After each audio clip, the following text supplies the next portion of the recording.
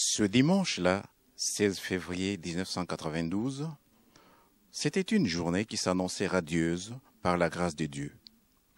De partout en République démocratique du Congo, l'on pouvait enregistrer divers chants d'oiseaux rendant les honneurs au Créateur. Comme tous les dimanches, les chrétiens de la République démocratique du Congo avaient rendez-vous avec les seigneurs dans leur paroisse, dans leur temple. Sauf que dans la capitale Kinshasa, ce dimanche-là, 16 février 1992, les chrétiens, unis comme les 5 doigts d'une main, avaient décidé de libérer le peuple de Dieu. Par milliers, ils étaient partis des communes historiques du nord et des banlieues est, sud et ouest de la capitale pour faire jonction au pont Kasavubu, proche du stade des Martyrs. En somme, les chrétiens répondaient à l'interpellation de la conférence des évêques catholiques tenue dans la ville en date du 4 février. Par milliers, ils avançaient, laïcs, prêtres et religieuses, tous avec un chapelet ou une croix ou encore une bougie allumée en main, symbole de l'espoir et de la paix. Comme un seul corps, ignorant les stupides barrières tribales, provinciales et confessionnelles, ces colonnes de chrétiens avançaient en agitant des rameaux, dopés par la foi, la prière, les cantiques et l'espoir d'un Congo nouveau. Par milliers, ils avançaient avec ferveur et solennité en direction du point de ralliement.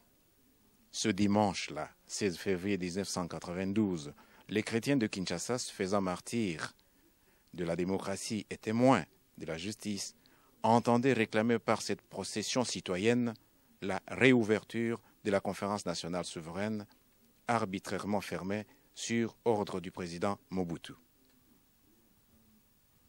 Ils avançaient avec piété, ne se doutant pas un seul instant de la cruauté de Mobutu et de ses comparses. C'est ainsi que, de la marche pacifique qu'elle était dans la tête des organisateurs et des participants, la procession s'est subitement transformée en carnage. Une véritable tragédie nationale. En effet, des chars de guerre et des commandos lourdement armés, surgis d'on ne sait où, ont surpris les chrétiens qui affluaient vers le pont Kasavubu, venant d'un Djili, Kingasani, Kimbanseke, venant d'un Ngaba, Lemba et Limete, venant du mont Gafula, Ngaliema, Bandal, Kasavubu, venant de Kinshasa, Barumu et Lingua. Contre des chrétiens armés seulement de chapelets et de bougies, la milice du dictateur a tiré des balles réelles. Contre des chrétiens armés de leur foi, le dictateur a usé de sa violence institutionnalisée et de manière disproportionnée. La répression a fait de nombreuses victimes. Combien? On ne le saura jamais, parce que la stratégie du pouvoir consistait à tuer l'ennemi et à dissimuler les cadavres afin de brouiller d'éventuelles enquêtes. C'était ce dimanche-là, 16 février 1980. Premier martyr de la démocratie, les chrétiens ont payé un lourd tribut en échange de la réouverture de la conférence nationale souveraine. Ce premier forum national, préfiguration du futur dialogue intercongolais de 2002-2003 en Afrique du Sud, poursuivait des objectifs précis. Parmi ces objectifs, établir un nouvel ordre politique, économique et social caractérisé par la démocratie, le respect des droits humains, la fin du terrorisme d'État et la fin du pillage du patrimoine commun. Bref, la fin de l'inversion des valeurs et l'avènement du changement dans tous les secteurs de la vie des citoyens. Ce dimanche-là, 16 février 1992, les chrétiens, sous l'impulsion du comité laïque de coordination, se sont mobilisés avec un seul mot d'ordre. La conférence nationale souveraine est incontournable pour le bien du peuple et du pays. En conséquence, le président Mobutu doit impérativement la rouvrir. Depuis ce dimanche-là, 16 février 1992, la communauté chrétienne de la République commémore par la force des choses ces premiers martyrs de la démocratie. Des décennies après cette tragédie, quelles leçons peuvent tirer les générations présentes et à venir? Que sait-on des initiateurs de l'historique marche du 16 février? En exclusivité, nous vous offrons aujourd'hui l'occasion de découvrir, pour la toute première fois, les orfèvres du mémorable événement ainsi que leurs témoignages. Première question à M. Paul Mido-Onferré. 2 décennies après les faits, M. Mido, peut-on lever le mystère sur l'identité des organisateurs de la marche des chrétiens? La marche des chrétiens du 16 février, autrement appelée marche de l'espoir, fut initiée par un petit groupe œcuménique qu'on appelait les comités laïcs de coordination. Et ces comités s'est octroyé comme pour mission de sauvegarder les valeurs fondamentales de l'homme dans notre société, telles qu'enseignées par l'Évangile et codifiées par la Charte universelle des droits de l'homme. Et chaque fois que ces valeurs fondamentales seront en danger, on avait comme pour mission d'interpeller la conscience collective de notre société pour l'intérêt général. Donc c'est le comité laïque de coordination, un groupe œcuménique. On n'était même pas 10 au départ. Il y avait M. Pierre Lumbi, il y avait le feu François Kandolo, il y avait Benjamin Bouanakaboué, qui étaient les premiers à instaurer dans notre pays l'ONG de défense des droits de l'homme. Ça s'appelait la LISADO, Ligue zaïroise des droits de l'homme, Benjamin Bouanakaboué.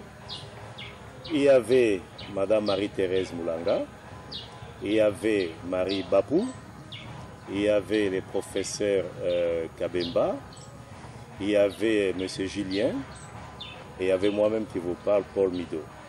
Voilà, au départ, on était 9, ces petits noyaux qui ont initié, qui ont créé le comité laïque de coordination, qui est l'initiateur de la marche du 16 février.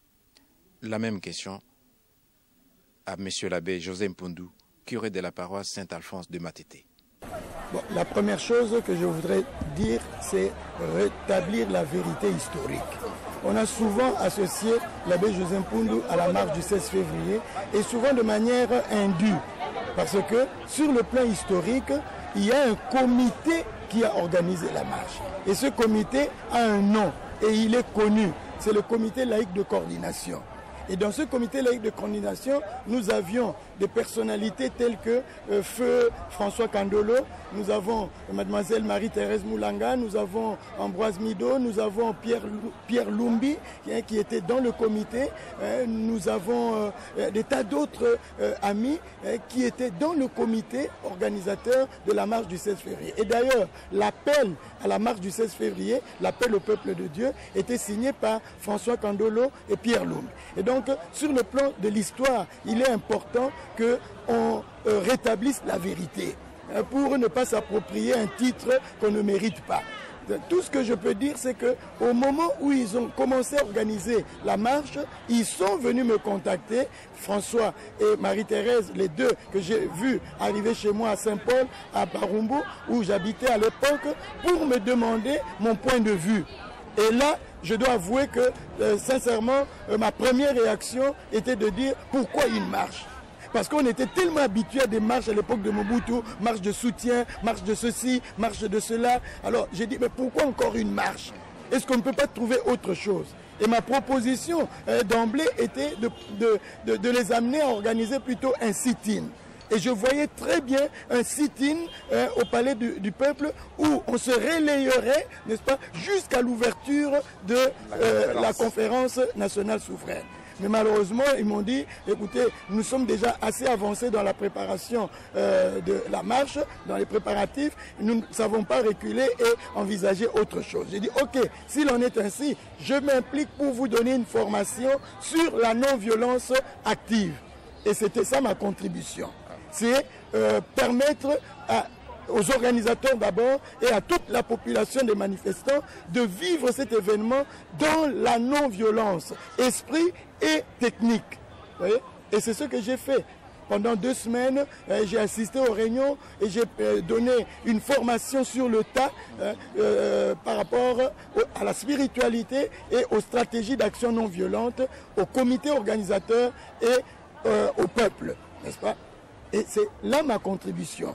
Et alors, bien entendu, nous avons préparé les calicots, nous avons préparé les consignes qu'on a données à tout le monde. On a eu des rencontres avec la commission des intellectuels, nous avons eu des rencontres avec les pasteurs protestants, nous avons eu des rencontres avec différents groupes pour que cette marche, cette manifestation soit réellement une manifestation du peuple.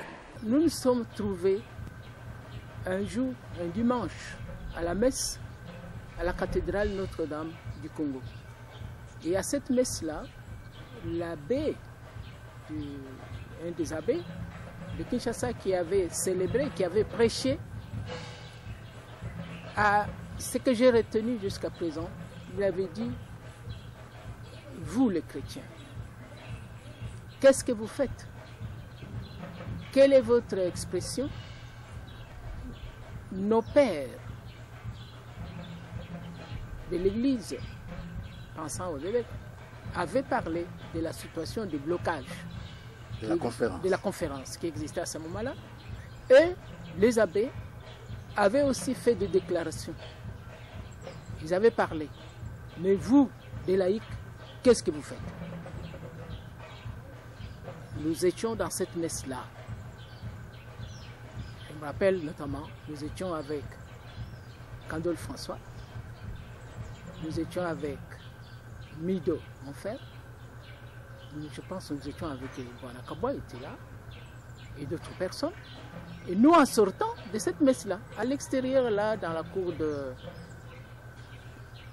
la paroisse Notre-Dame, nous nous sommes concertés. Quel canot vous avez utilisé pour sensibiliser et mobiliser les chrétiens pour être religieuses? Il faut dire aussi que l'idée d'abord est venue d'où? Quand il y a eu l'appel lancé par les archevêques et les évêques qui se sont réunis en séance ordinaire ici à Kinshasa, dans les comités permanents de la conférence épiscopale du Zaïre à l'époque, ils ont fait un appel aux laïcs qui disait de la manière la plus claire que la conférence nationale souveraine était incontournable à la sortie de leurs sessions qui ont duré du 20 au 27 janvier 1992 ici à Kinshasa, relayé par les abbés aux communautés de base des CD. Alors nous, on s'est saisi du message en tant que laïcs, en tant que communauté de base. On a réfléchi là-dessus pendant longtemps et l'idée est venue. Là, il faut dire maintenant, parce qu'il faut rétablir l'histoire, nous sommes allés voir l'abbé José Poundou, qui faisait partie du groupe Amos. Le groupe Amos est un groupe qui luttait aussi pour le bien-être des Congolais, de l'époque aux Zaïrois. Et quand on lui a expliqué notre idée, il nous conseillera d'aller faire les sit-ins au Palais du Peuple. On s'est dit non.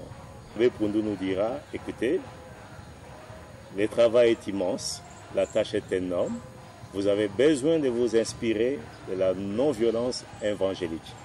Ce que nous avons beaucoup apprécié et il a commencé immédiatement à nous initier à la non-violence évangélique. Et l'avantage qu'on avait, il avait déjà élaboré pas mal de bouclettes qui mettaient à la disposition des paroisses qui expliquaient les bien-fondés de la non-violence évangélique. On s'est saisi de ces documents, on s'est imprégné de la matière qu'ils nous avaient dispensée et nous, en notre tour, on l'a dispensé auprès des Bakambi et le message est allé très vite, appuyé bien entendu par les abbés qui, eux, ont répercuté les messages de nos archevêques et évêques. Comment s'est manifesté le soutien de l'Église de Kinshasa et en particulier du cardinal Etou? Le cardinal Etou, le feu papa cardinal Etou, n'avait pas soutenu cette marche-là. J'ai dit ici que ce n'était pas à l'initiative de nos leaders religieux. Donc, entre le moment où on interpelle une conscience en disant à la conférence nationale souveraine est incontournable, cela ne voudrait pas dire aller marcher. Non. Donc je crois que moi, j'aimerais bien faire la part des choses. Okay.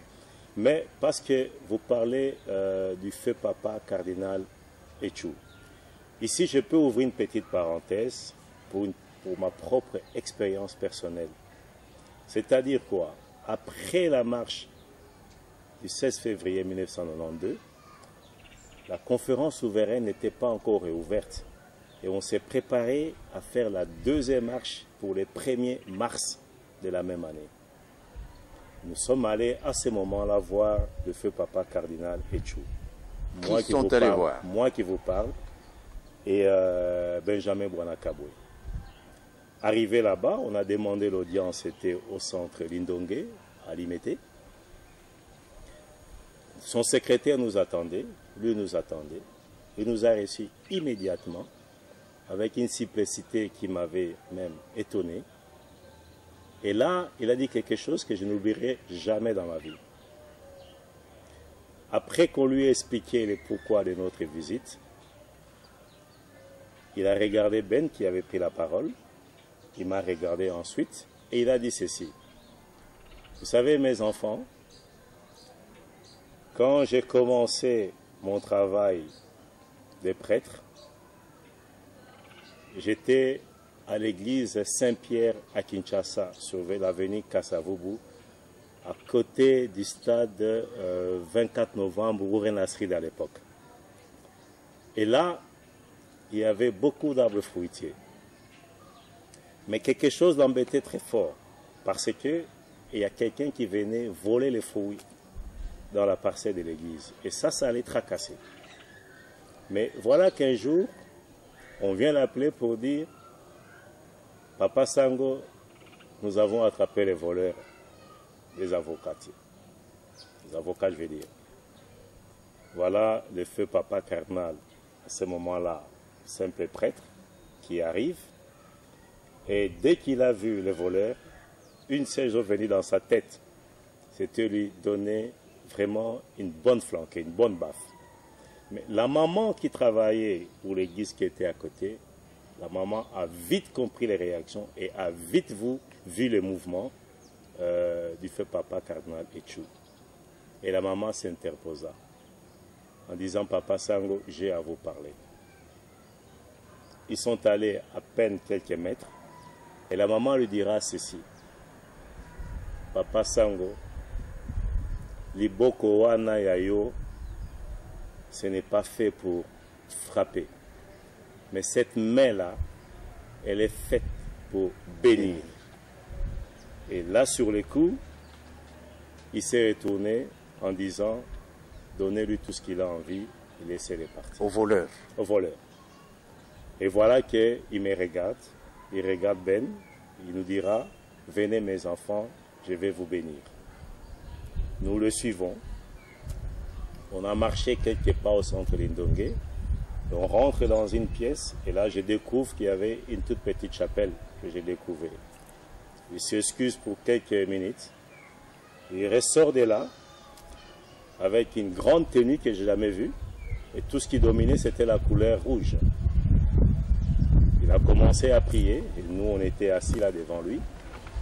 Combien de temps ça a pris? Je ne sais plus me rappeler. Ça paraissait à la fois long, ça paraissait à la fois court.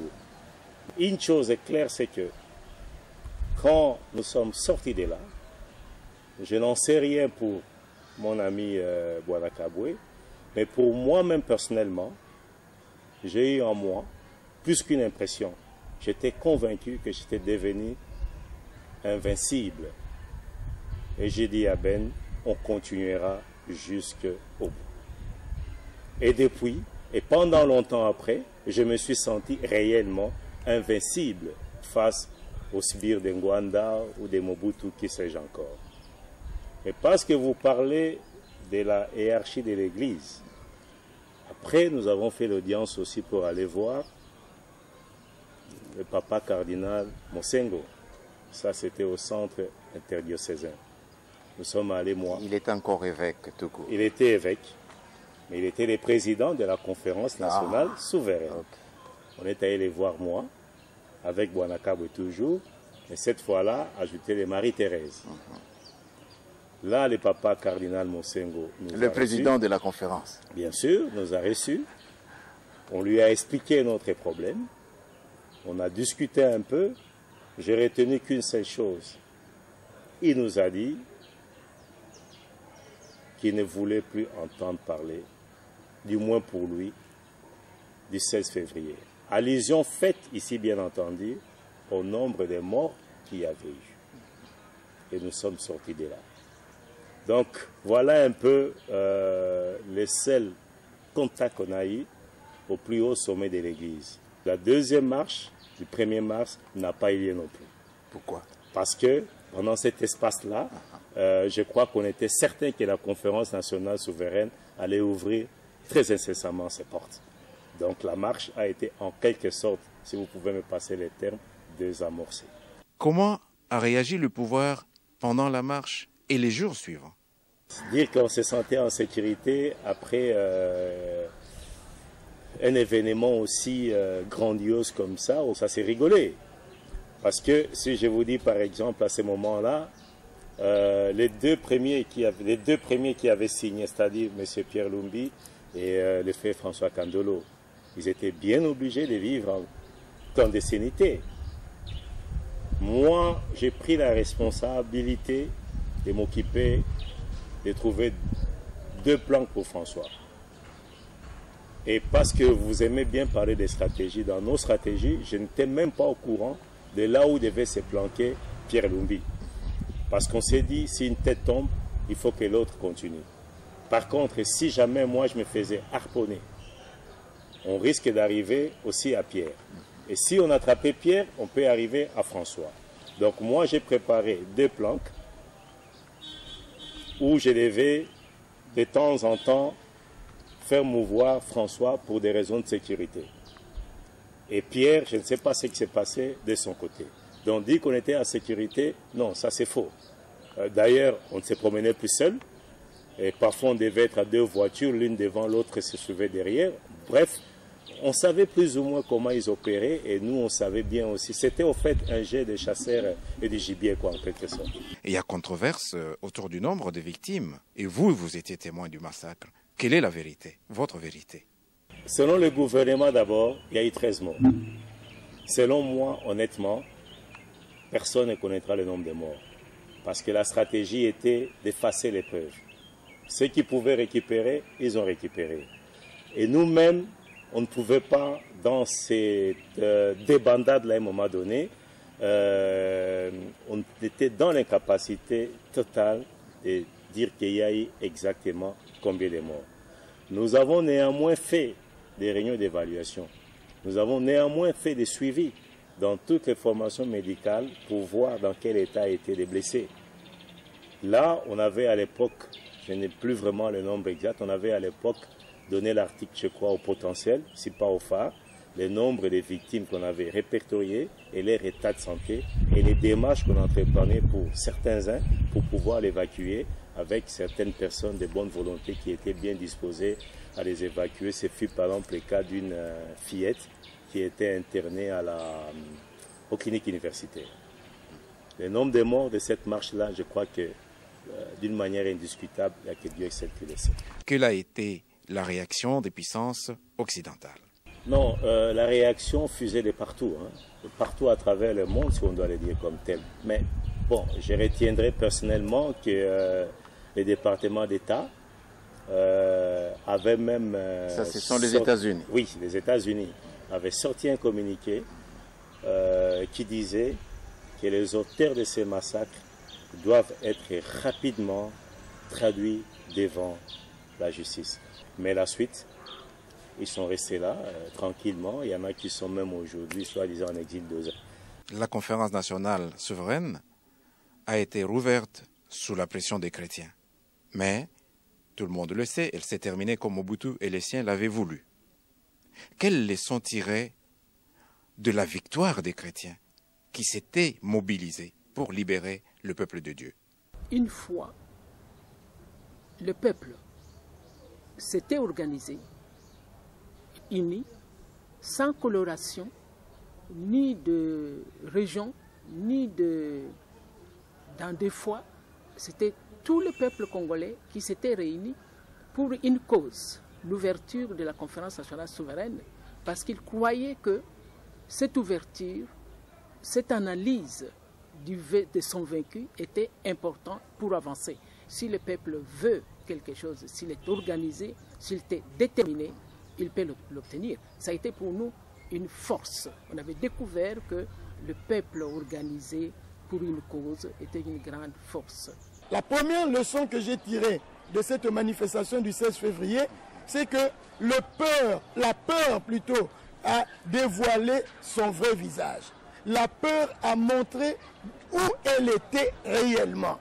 Et la peur, elle est plutôt du côté de ceux qui répriment. Ils ont peur d'entendre la vérité. Ils ont peur que leur mal soit dévoilé et connu dans le monde entier. C'est là la peur qui a poussé le régime de Mobutu à l'époque à réprimer cette marche dans le sang. Deuxième leçon, c'est que quand le peuple est décidé à exprimer, n'est-ce pas, son mécontentement ou à exprimer sa volonté de voir telle ou telle chose se réaliser, ça se réalise tôt ou tard. Et le fait que la conférence nationale souveraine a été réouverte, c'est une victoire du peuple et nous devons la célébrer. Moi, M. Paul Mido, j'ai pris rendez-vous avec l'histoire de mon pays et nous devons nous rappeler que ce 16 février 1992, l'initiative de la marche n'est pas venue de nos leaders politiques. L'initiative de cette marche-là n'est pas venue non plus de nos leaders religieux. Nous devons nous rappeler que ces jours-là, nos frères, nos sœurs, nos amis, nos parents, nos voisins ont versé de leur sang, devenant ainsi des martyrs pour la lutte de notre libération pour un Congo juste, prospère et acceptable pour nous tous. Ils ne sont pas morts pour rien. Aujourd'hui, 20 ans après, je pense que pour moi, nous avons fait 20 pas en avant et sans exagérer, 23 pas en arrière.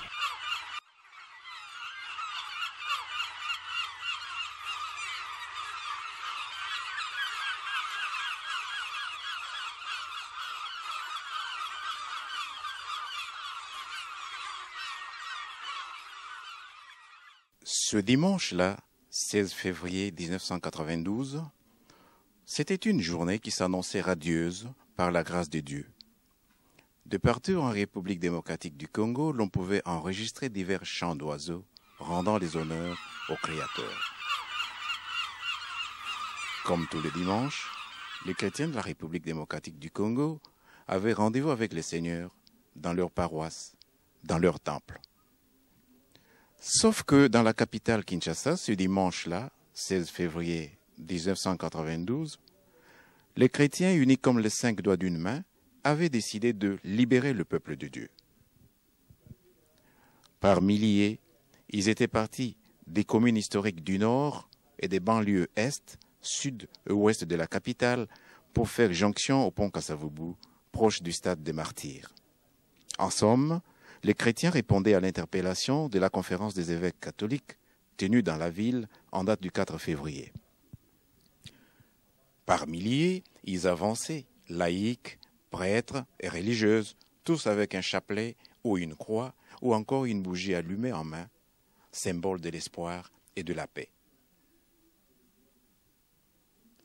Comme un seul corps, ignorant les stupides barrières tribales, provinciales et confessionnelles, ces colonnes de chrétiens avançaient en agitant des rameaux, dopés par la foi, la prière, les cantiques et l'espoir d'un Congo nouveau. Par milliers, ils avançaient avec ferveur et solennité en direction du point de ralliement. Ce dimanche-là, 16 février 1992, les chrétiens de Kinshasa se faisant martyrs de la démocratie et témoins de la justice, entendait réclamer par cette procession citoyenne la réouverture de la conférence nationale souveraine, arbitrairement fermée sur ordre du président Mobutu. Ils avançaient avec piété, ne se doutant pas un seul instant de la cruauté de Mobutu et de ses comparses. C'est ainsi que, de la marche pacifique qu'elle était dans la tête des organisateurs et des participants, la procession s'est subitement transformée en carnage. Une véritable tragédie nationale.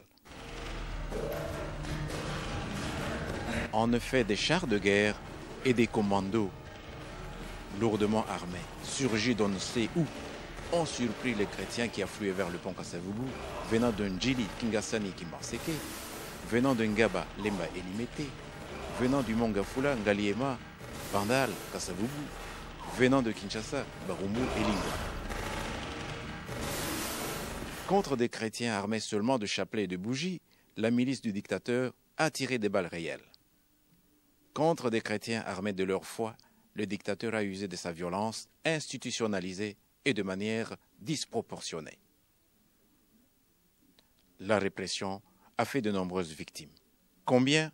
On ne le saura jamais, parce que la stratégie du pouvoir consistait à tuer l'ennemi et à dissimuler les cadavres afin de brouiller d'éventuelles enquêtes. C'était ce dimanche-là, 16 février 1981. Premier martyr de la démocratie, les chrétiens ont payé un lourd tribut en échange de la réouverture de la conférence nationale souveraine. Ce premier forum national, préfiguration du futur dialogue intercongolais de 2002-2003 en Afrique du Sud, poursuivait des objectifs précis. Parmi ces objectifs, établir un nouvel ordre politique, économique et social caractérisé par la démocratie, le respect des droits humains, la fin du terrorisme d'État et la fin du pillage du patrimoine commun. Bref, la fin de l'inversion des valeurs et l'avènement du changement dans tout le secteur de la vie des citoyens. Ce dimanche-là, 16 février 1992, les chrétiens, sous l'impulsion du comité laïque de coordination, se sont mobilisés avec un seul mot d'ordre. La conférence nationale souveraine est incontournable pour le bien du peuple et du pays. En conséquence, le président Mobutu doit impérativement la rouvrir. Depuis ce dimanche-là, 16 février 1992, la communauté chrétienne de la République commémore par la force des choses ces premiers martyrs de la démocratie. Des décennies après cette tragédie, quelles leçons peuvent tirer les générations présentes et à venir? Que sait-on des initiateurs de l'historique marche du 16 février? En exclusivité, nous vous offrons aujourd'hui l'occasion de découvrir, pour la toute première fois, les orfèvres du mémorable événement ainsi que leurs témoignages. Première question à M. Paul Mido-Onferré. 2 décennies après les faits, M. Mido, peut-on lever le mystère sur l'identité des organisateurs de la marche des chrétiens? La marche des chrétiens du 16 février, autrement appelée marche de l'espoir, fut initiée par un petit groupe œcuménique qu'on appelait les comités laïques de coordination. Et ces comités s'est octroyé comme pour mission de sauvegarder les valeurs fondamentales de l'homme dans notre société, telles qu'enseignées par l'Évangile et codifiées par la Charte universelle des droits de l'homme. Et chaque fois que ces valeurs fondamentales seront en danger, on avait comme pour mission d'interpeller la conscience collective de notre société pour l'intérêt général. Donc c'est le comité laïque de coordination, un groupe œcuménique. On n'était même pas 10 au départ. Il y avait M. Pierre Lumbi, il y avait le feu François Kandolo, il y avait Benjamin Bouanakaboué, qui étaient les premiers à instaurer dans notre pays l'ONG de défense des droits de l'homme. Ça s'appelait la LISADO, Ligue zaïroise des droits de l'homme. Benjamin Bouanakaboué. il y avait Madame Marie-Thérèse Moulanga, il y avait Marie Bapou, il y avait le professeur Kabemba, il y avait M. Julien, et il y avait moi-même qui vous parle, Paul Mido. Voilà, au départ, on était 9, ces petits noyaux qui ont initié, qui ont créé le comité laïque de coordination, qui est l'initiateur de la marche du 16 février. La même question à M. l'abbé José Mpundu, curé de la paroisse Saint-Alphonse de Matete. Bon, la première chose que je voudrais dire, c'est rétablir la vérité historique. On a souvent associé l'abbé José Mpundu à la marche du 16 février et souvent de manière indue. Parce que sur le plan historique, il y a un comité qui a organisé la marche. Et ce comité a un nom et il est connu. C'est le comité laïque de coordination. Et dans ce comité laïque de coordination, nous avions des personnalités telles que Feu François Kandolo, nous avons Mademoiselle Marie-Thérèse Moulanga, nous avons Ambroise Mido, nous avons Pierre Lumbi qui était dans le comité, nous avons des tas d'autres amis qui étaient dans le comité organisateur de la marche du 16 février. Et d'ailleurs, l'appel à la marche du 16 février, l'appel au peuple de Dieu, était signé par François Kandolo et Pierre Lumbi. Et donc, sur le plan de l'histoire, il est important qu'on rétablisse la vérité pour ne pas s'approprier un titre qu'on ne mérite pas.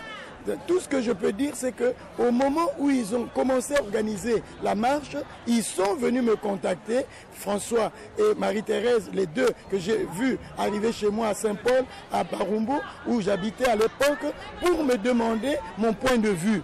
Et là, je dois avouer que, sincèrement, ma première réaction était de dire pourquoi une marche. Parce qu'on était tellement habitués à des marches à l'époque de Mobutu, marche de soutien, marche de ceci, marche de cela. Alors j'ai dit, mais pourquoi encore une marche? Est-ce qu'on ne peut pas trouver autre chose? Et ma proposition d'emblée était de les amener à organiser plutôt un sit-in.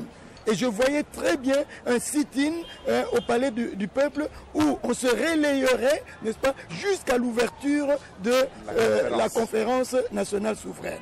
Mais malheureusement, ils m'ont dit, écoutez, nous sommes déjà assez avancés dans la préparation de la marche, dans les préparatifs, nous ne savons pas reculer et envisager autre chose. J'ai dit, ok, s'il en est ainsi, je m'implique pour vous donner une formation sur la non-violence active. Et c'était ça ma contribution. C'est permettre aux organisateurs d'abord et à toute la population des manifestants de vivre cet événement dans la non-violence, esprit et technique. Vous voyez? Et c'est ce que j'ai fait.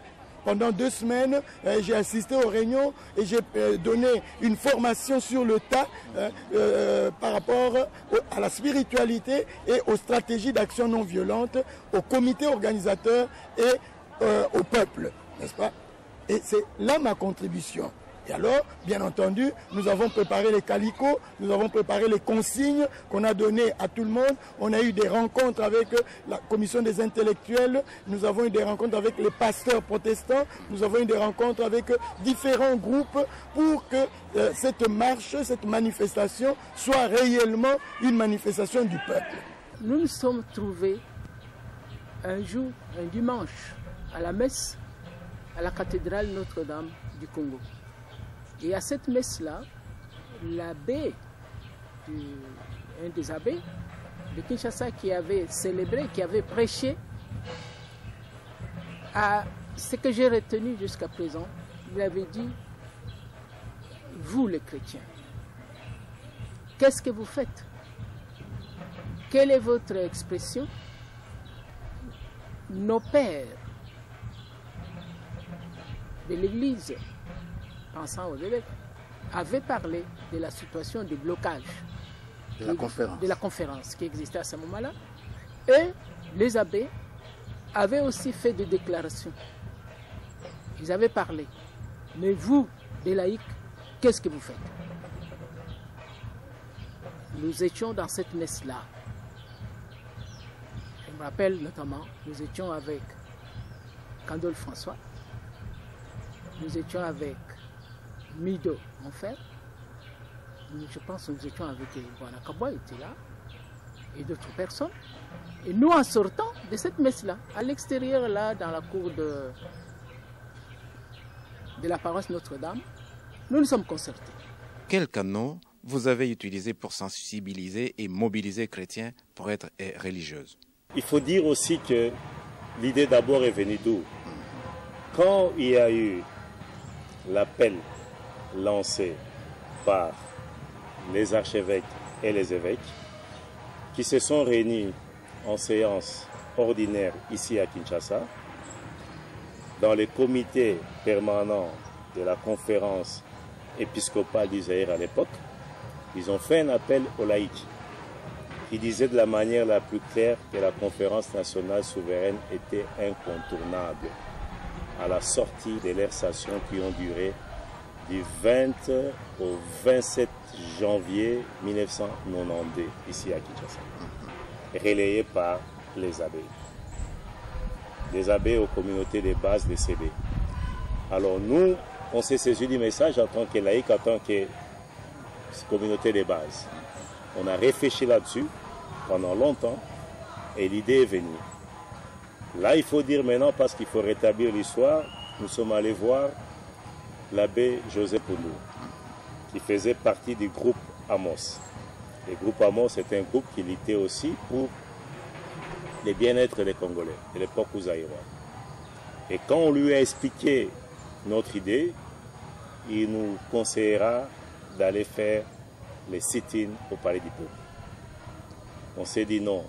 Le Poundou nous dira, écoutez, le travail est immense, la tâche est énorme, vous avez besoin de vous inspirer de la non-violence évangélique. Ce que nous avons beaucoup apprécié, et il a commencé immédiatement à nous initier à la non-violence évangélique. Et l'avantage qu'on avait, il avait déjà élaboré pas mal de bouclettes qui mettaient à la disposition des paroisses, qui expliquaient les bien-fondés de la non-violence évangélique. On s'est saisi de ces documents, on s'est imprégné de la matière qu'il nous avait dispensée, et nous, en notre tour, on l'a dispensé auprès des Bakambi, et le message est allé très vite, appuyé bien entendu par les abbés, qui, eux, ont répercuté les messages de nos archevêques et évêques. Comment s'est manifesté le soutien de l'Église de Kinshasa, et en particulier du cardinal Etou? Le cardinal Etou, le feu papa cardinal Etou, n'avait pas soutenu cette marche-là. J'ai dit ici que ce n'était pas à l'initiative de nos leaders religieux. Donc, entre le moment où on interpelle une conscience en disant la conférence nationale souveraine est incontournable, ça ne voudrait pas dire aller marcher. Non. Donc, je crois que moi, j'aimerais bien faire la part des choses. Okay. Mais parce que vous parlez du feu papa cardinal Etou. Ici, je peux ouvrir une petite parenthèse pour ma propre expérience personnelle. C'est-à-dire quoi? Après la marche du 16 février 1992, la conférence souveraine n'était pas encore réouverte. Et on s'est préparé à faire la deuxième marche pour le 1er mars de la même année. Nous sommes allés à ce moment-là voir le feu papa cardinal Etou. Moi qui vous parle, et Benjamin Bouanakaboué. Arrivé là-bas, on a demandé l'audience, c'était au centre Lindongue, à Limete. Son secrétaire nous attendait, lui nous attendait. Il nous a reçus immédiatement, avec une simplicité qui m'avait même étonné. Et là, il a dit quelque chose que je n'oublierai jamais dans ma vie. Après qu'on lui ait expliqué le pourquoi de notre visite, il a regardé Ben qui avait pris la parole. Il m'a regardé ensuite et il a dit ceci. Vous savez, mes enfants, quand j'ai commencé mon travail de prêtre, j'étais à l'église Saint-Pierre à Kinshasa, sur l'avenue Kassavubu, à côté du stade 24 novembre, Ourenasrid à l'époque. Et là, il y avait beaucoup d'arbres fruitiers. Mais quelque chose l'embêtait très fort, parce qu'il y a quelqu'un qui venait voler les fruits dans la parcelle de l'église. Et ça allait tracasser. Mais voilà qu'un jour, on vient l'appeler pour dire, Papa Sango, nous avons attrapé les voleurs, les avocats. Les avocats, je veux dire. Voilà le feu papa cardinal, à ce moment-là, simple prêtre, qui arrive. Et dès qu'il a vu les voleurs, une seule chose venue dans sa tête, c'était lui donner vraiment une bonne flanquée, une bonne baffe. Mais la maman qui travaillait pour l'église qui était à côté, la maman a vite compris les réactions et a vite vu le mouvement du feu papa cardinal Etchou. Et la maman s'interposa en disant, Papa Sango, j'ai à vous parler. Ils sont allés à peine quelques mètres et la maman lui dira ceci. Papa Sango, Liboko wana yayo, ce n'est pas fait pour frapper. Mais cette main-là, elle est faite pour bénir. Et là, sur le coup, il s'est retourné en disant, donnez-lui tout ce qu'il a envie et laissez-le partir. Au voleur. Au voleur. Et voilà qu'il me regarde, il regarde Ben, il nous dira, venez mes enfants, je vais vous bénir. Nous le suivons. On a marché quelques pas au centre d'Indongue. On rentre dans une pièce et là je découvre qu'il y avait une toute petite chapelle que j'ai découvert. Il s'excuse pour quelques minutes. Il ressort de là avec une grande tenue que je n'ai jamais vue. Et tout ce qui dominait, c'était la couleur rouge. Il a commencé à prier et nous, on était assis là devant lui. Combien de temps ça a pris? Je ne sais plus me rappeler. Ça paraissait à la fois long, ça paraissait à la fois court. Une chose est claire, c'est que quand nous sommes sortis de là, je n'en sais rien pour mon ami Bouanakaboué, mais pour moi-même personnellement, j'ai eu en moi plus qu'une impression. J'étais convaincu que j'étais devenu invincible. Et j'ai dit à Ben, on continuera jusqu'au bout. Et depuis, et pendant longtemps après, je me suis senti réellement invincible face aux sbires de Ngwanda ou de Mobutu, qui sais-je encore. Et parce que vous parlez de la hiérarchie de l'Église, après nous avons fait l'audience aussi pour aller voir le papa cardinal Mosengo. Ça, c'était au centre interdiocésain. Nous sommes allés, moi. Il est encore évêque, tout court. Il était évêque, mais il était le président de la conférence nationale souveraine. Okay. On est allé les voir, moi, avec Bouanakaboué toujours, mais cette fois-là, ajouter les Marie-Thérèse. Là, le papa cardinal Mosengo nous le président de la conférence. Bien sûr, nous a reçus. On lui a expliqué notre problème. On a discuté un peu. J'ai retenu qu'une seule chose. Il nous a dit qu'il ne voulait plus entendre parler, du moins pour lui, du 16 février. Allusion faite ici, bien entendu, au nombre de morts qu'il y avait eu. Et nous sommes sortis de là.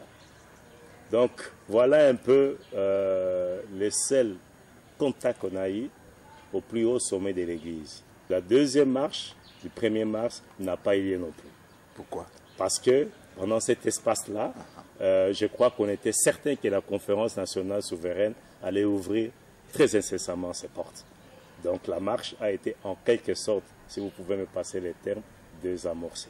Comment a réagi le pouvoir pendant la marche et les jours suivants? Dire qu'on se sentait en sécurité après un événement aussi grandiose comme ça s'est rigolé. Parce que si je vous dis par exemple à ce moment-là, les deux premiers qui avaient signé, c'est-à-dire M. Pierre Lumbi et le frère François Kandolo, ils étaient bien obligés de vivre en clandestinité. Moi, j'ai pris la responsabilité de m'occuper de trouver 2 plans pour François. Et parce que vous aimez bien parler des stratégies, dans nos stratégies, je n'étais même pas au courant de là où devait se planquer Pierre Lumbi. Parce qu'on s'est dit, si une tête tombe, il faut que l'autre continue. Par contre, si jamais moi je me faisais harponner, on risque d'arriver aussi à Pierre. Et si on attrapait Pierre, on peut arriver à François. Donc moi j'ai préparé 2 planques. où je devais de temps en temps faire mouvoir François pour des raisons de sécurité. Et Pierre, je ne sais pas ce qui s'est passé de son côté. Donc on dit qu'on était en sécurité, non, ça c'est faux. D'ailleurs, on ne se promenait plus seul. Et parfois on devait être à deux voitures, l'une devant l'autre et se suivait derrière. Bref, on savait plus ou moins comment ils opéraient et nous on savait bien aussi. C'était au fait un jet de chasseurs et de gibier quoi, en quelque sorte. Et il y a controverse autour du nombre de victimes. Et vous, vous étiez témoin du massacre. Quelle est la vérité, votre vérité? Selon le gouvernement d'abord, il y a eu 13 morts. Selon moi, honnêtement, personne ne connaîtra le nombre de morts. Parce que la stratégie était d'effacer les preuves. Ceux qui pouvaient récupérer, ils ont récupéré. Et nous-mêmes, on ne pouvait pas, dans cette débandade-là, à un moment donné, on était dans l'incapacité totale de dire qu'il y a eu exactement combien de morts. Nous avons néanmoins fait des réunions d'évaluation. Nous avons néanmoins fait des suivis dans toutes les formations médicales pour voir dans quel état étaient les blessés. Là, on avait à l'époque, je n'ai plus vraiment le nombre exact, on avait à l'époque donné l'article, je crois, au potentiel, si pas au phare, le nombre de victimes qu'on avait répertoriées et leur état de santé et les démarches qu'on entreprenait pour certains-uns pour pouvoir l'évacuer avec certaines personnes de bonne volonté qui étaient bien disposées à les évacuer. Ce fut par exemple le cas d'une fillette qui était internée aux cliniques universitaires. Le nombre de morts de cette marche-là, je crois que d'une manière indiscutable, il n'y a que Dieu seul qui le sait. Quelle a été la réaction des puissances occidentales?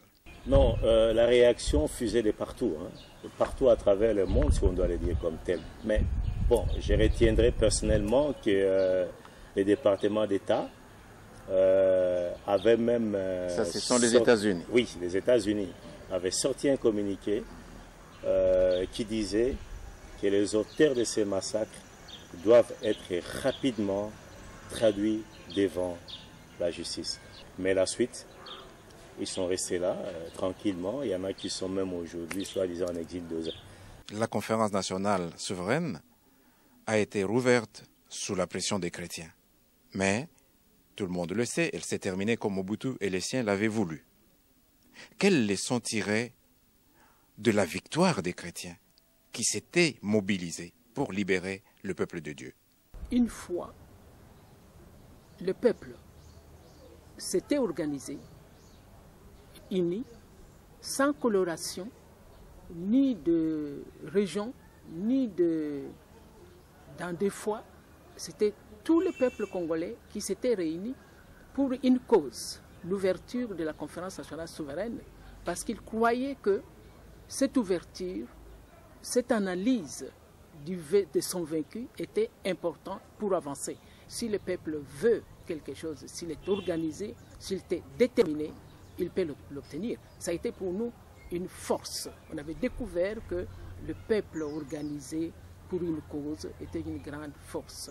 La première leçon que j'ai tirée de cette manifestation du 16 février, c'est que la peur plutôt, a dévoilé son vrai visage. La peur a montré où elle était réellement. Et la peur, elle est plutôt du côté de ceux qui répriment. Ils ont peur d'entendre la vérité. Ils ont peur que leur mal soit dévoilé et connu dans le monde entier. C'est là la peur qui a poussé le régime de Mobutu à l'époque à réprimer cette marche dans le sang. Deuxième leçon, c'est que quand le peuple est décidé à exprimer, n'est-ce pas, son mécontentement ou à exprimer sa volonté de voir telle ou telle chose se réaliser, ça se réalise tôt ou tard. Et le fait que la conférence nationale souveraine a été réouverte, c'est une victoire du peuple et nous devons la célébrer. Moi, M. Paul Mido, j'ai pris rendez-vous avec l'histoire de mon pays et nous devons nous rappeler que ce 16 février 1992, l'initiative de la marche n'est pas venue de nos leaders politiques. L'initiative de cette marche-là n'est pas venue non plus de nos leaders religieux. Nous devons nous rappeler que ces jours-là, nos frères, nos sœurs, nos amis, nos parents, nos voisins ont versé de leur sang, devenant ainsi des martyrs pour la lutte de notre libération pour un Congo juste, prospère et acceptable pour nous tous. Ils ne sont pas morts pour rien. Aujourd'hui, 20 ans après, je pense que pour moi, nous avons fait 20 pas en avant et sans exagérer, 23 pas en arrière.